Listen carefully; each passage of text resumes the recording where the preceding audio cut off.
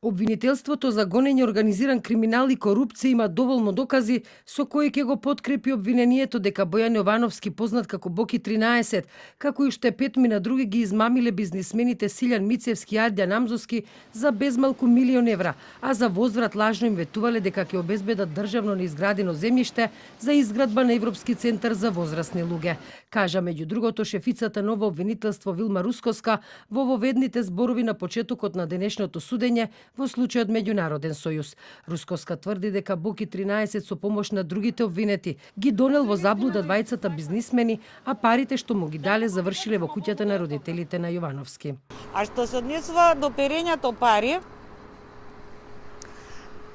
исто така, особено за не за Бојан, него за овие другите осомничени, Јасна Ерцеговиќ и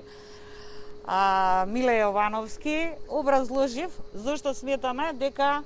кај нив постои перење пари, односно дека парите што ги добил Бојан Јовановски по пат на измама, им ги давал на нив да ги уплаќаат како позајмици или враќање на позајмици или донации на БМЈ Медија Груп. Наспроти ова, сите обвинети се изјаснија дека не се виновни за кривичните дела за кои се обвинети. Фросина Ременски, која во случајот е трета обвинета за помагање во измамата, изјави дека очекувала обвинителката Русковска да понуди многу повеќе докази со кои ќе се потврди дека таа го искористила своето влијание и му помагала на Боки 13 при склучувањето на договорите со бизнисмените. Бизнисмените кои што се спомнуваат во обвинението се долгогодишни партнери на мојата политичка партија Социјалдемократскиот сојуз, се истакнати бизнисмени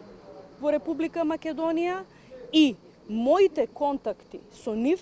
сигурно не биле поврзани со работата на невладината организација. По завршувањето на денешното рочиште, Сашко Дуковски, адвокат на Бојан Јовановски, изјави дека ќе докаже дека соработката што имал Боки 13 со бизнисмените никако не може да биде подведена како кривично дело измама. Не може тие лица кои што се наводно измамени да изјавуваат официјално дека нигде нема, никогаш не претрпеле измама и затоа што потоа им е извршена финансова контрола после некое време да поднесат кривични пријави.